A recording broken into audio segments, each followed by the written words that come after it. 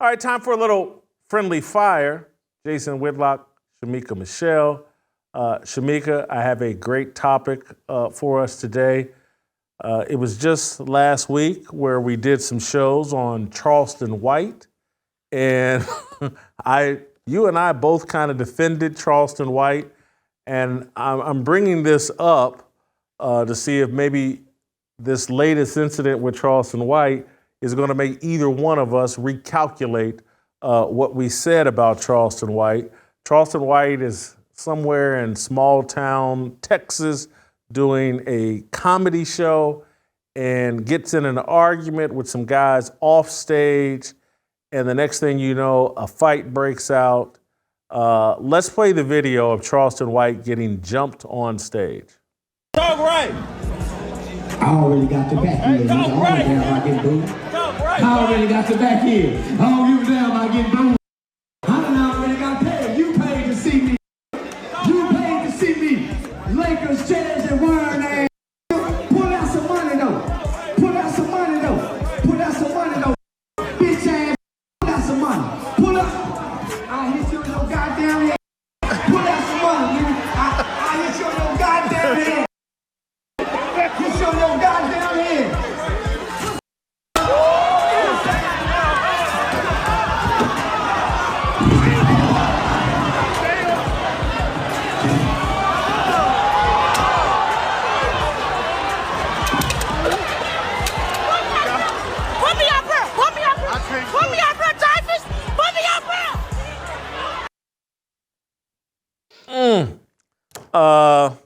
So that's Charleston White, and I think this is just a few days after we had talked about him, a few days after the Cam Newton interview dropped.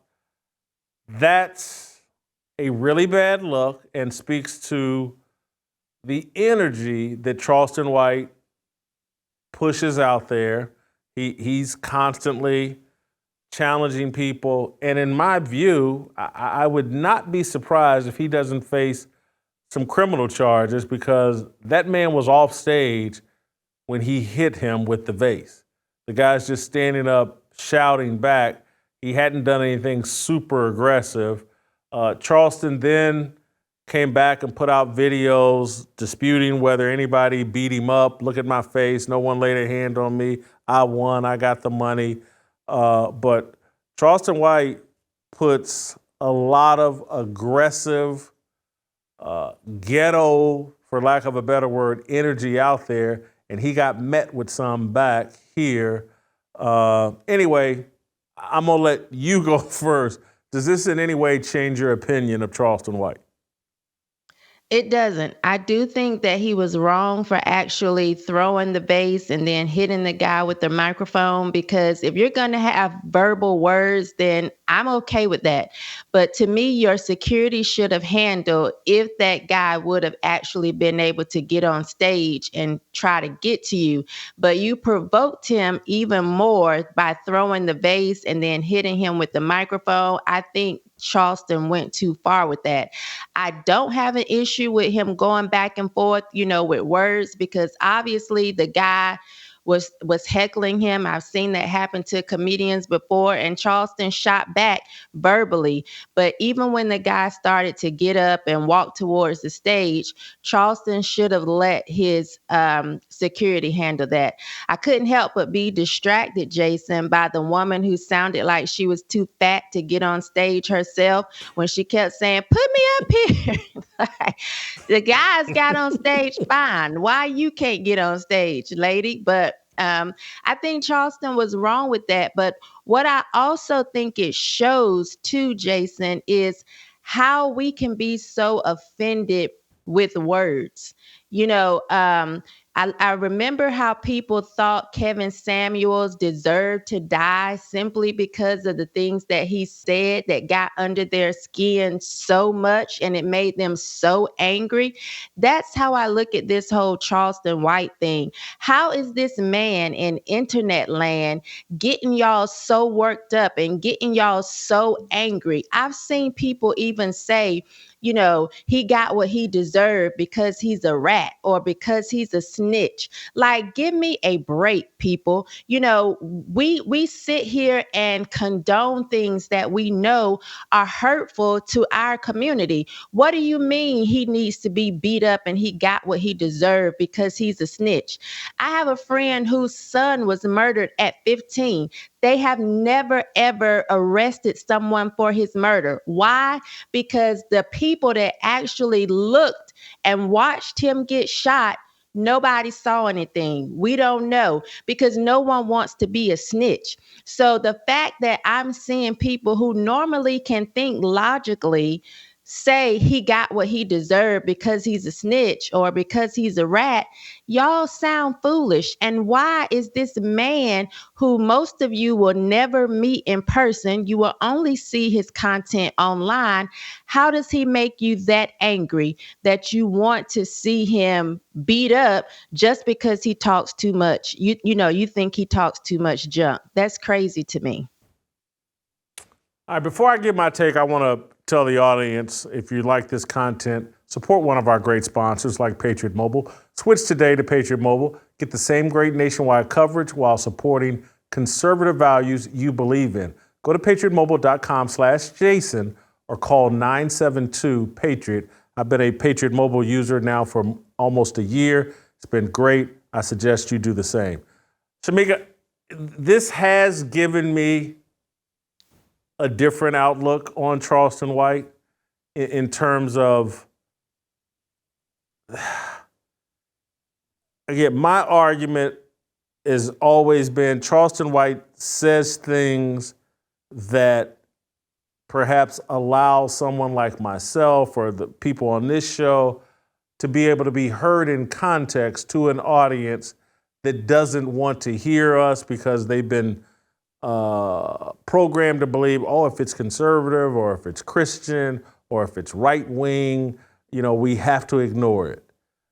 But when I look at this, and it was part of my thought earlier in terms of like, Charleston doesn't want to accept the challenge of transforming himself and because what he said was, hey, I spoke properly for 5 years. I think I saw a video where he said, I never used the N-word or cussed for 5 straight years, but no one wanted to hear me. And then I developed this persona, and now people are listening to me, and then I can tell them the truth. And so I hear the frustration and all that. But I think what Charleston is missing is that if he had truly transformed himself and was willing to be the light that he wants to see, I think that is a more effective strategy than turning yourself into the ultimate ghetto thug and that, I'll speak disrespectfully to any and everybody that speaks disrespectfully to me. This video was hard for me to look at because I see it's so commonplace for black men to talk disrespectfully to each other. And I'm about to draw on something. I saw a video this weekend of Kevin Garnett and Paul Pierce talking about whether LeBron James was still one of the top 5 players in the NBA. And Kevin Garnett was calling Paul Pierce the N-word and MF and doing it a lot. And you could tell they're friends and, they're sitting on the same couch or in the same area arguing or whatever. But it was so disrespectful the way Kevin Garnett was shouting at Paul Pierce and the words he was calling. I was like, this has become normalized for us. I don't know if anything good can come out of that. And so, we love to talk about speaking it into existence. And I'm going to proclaim that my son's going to be in the NBA and he's going to do this and do that. You can speak other things into existence as well. And so if you're constantly calling yourself the N-word, if you're constantly calling the people you engage with the N-word and MF and all these other things, you're speaking into an existence a form of disrespect that eventually is going to bubble over and lead into what we saw with Charleston White and these guys in Texas. And so that's what's, it's almost like you can't be a part of the culture unless you speak disrespectfully to each other. That's the way to show that you're a part of the culture. And that's a road to destruction, because what could happen with Charleston White here is he done hit the dude with a vase.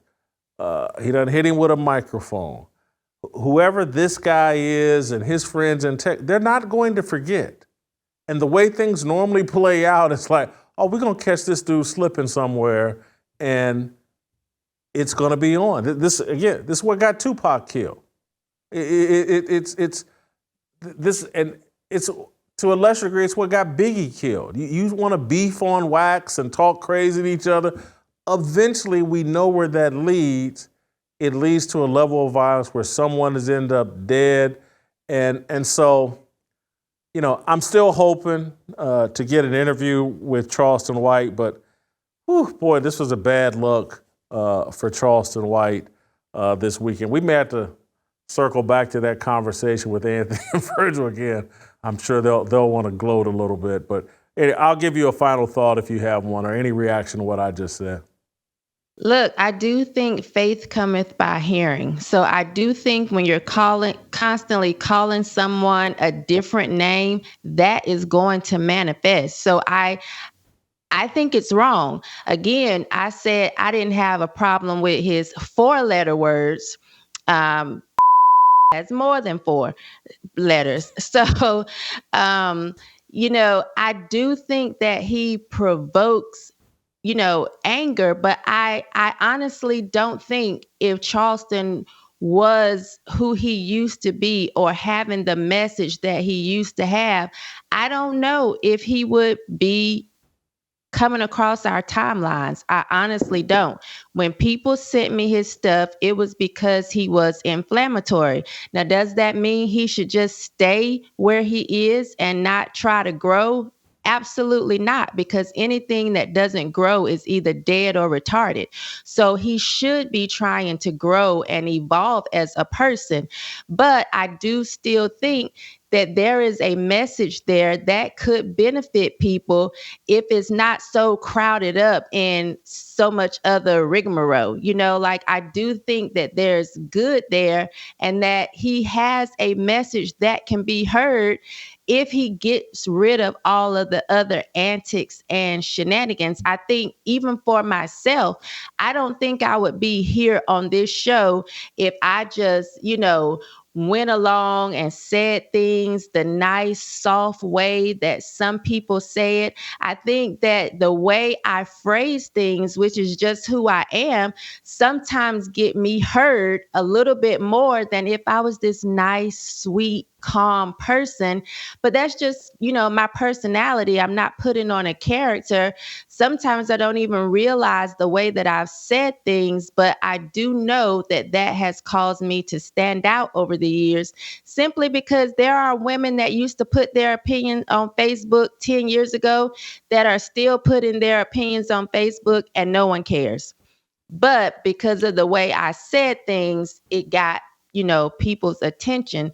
But I do think that just as I've had to grow and evolve, Charleston needs to be committed to growing and evolving as a person and not trying to have this inauthentic character that he has created, but still stay true to himself and the message, but evolve nonetheless. And so I think Charleston has to do that. I don't know if he's going to come on the show. I've actually seen him mention, that he turned the show down, and the person he was talking to encouraged him like, okay, good.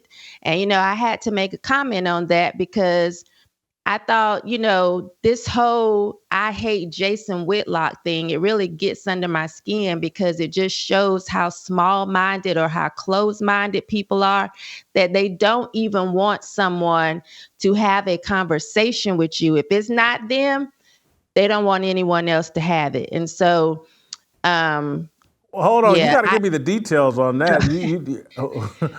When did this happen? Who said this? Yeah, I saw it over the weekend. He did an interview with someone and they titled it on YouTube, Charleston White speaks about, I think, Deion Sanders and Jason Whitlock or something like that. And the person was saying, yeah, Jason Whitlock did a whole podcast about you. And Charleston said, yeah, he wanted me to come on his show that day, but I turned him down.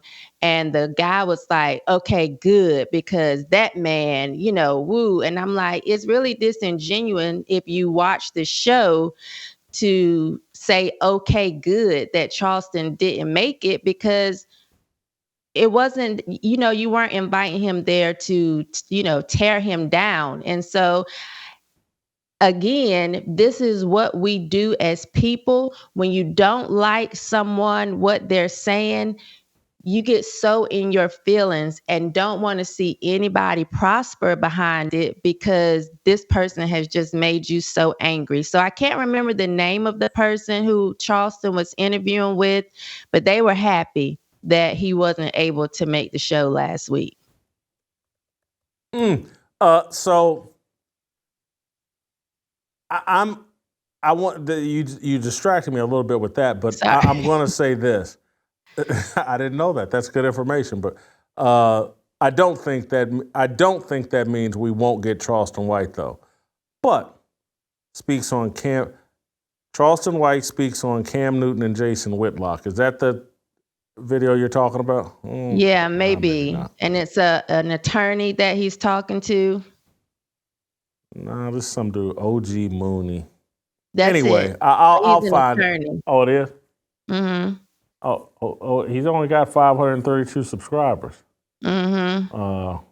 But maybe I'm right or wrong. Anyway, what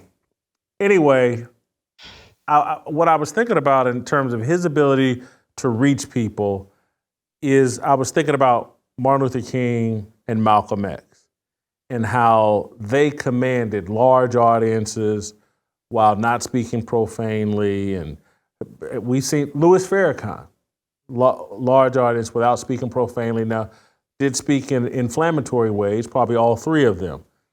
But I think what Charleston White would say in his defense and why that this internet system, this YouTube social media system is rigged in a way that a Malcolm X or an MLK could never exist today. Mm-hmm. That if you're not profane, if you're not over the top ghetto, the algorithm is going to work to silence you and diminish you. And I certainly believe and see that. And that's, again, where I'm going to have to ask Anthony and Virgil. And that's where I believe like this AI, this artificial intelligence, this algorithm, this matrix that they've built. I'm not saying it's stronger than God. I'm not saying that it's, but I'm saying it's different. I'm not sure if we've been confronted with this system that where they can really, really exercise real control over who gets heard and who doesn't. Malcolm X, Martin Luther King, they're in the 50s and 60s speaking to little congregations and then growing those little congregations into bigger and bigger congregations by the content and the substance of what they say. They're not facing the kind of headwind where, again, you get smeared as, oh, you're racist, you're anti-Semitic, you're this, you're that. And so it is a new system, and Charleston White is trying to short circuit that system or go about it in a different way. But now you got me thinking about, I'm gonna reach back out to Charleston White. Shemeka, thank you so much. Great job as always. Hey, it's the holiday season. You should get you some Fearless Army swag. Go to shopblazemedia.com/fearless. Use the promo code Jason25 for 25% off all orders on the Fearless shop. Thanks for watching. Don't miss a second of Fearless. Hit that like button and subscribe to keep up with all of our latest content.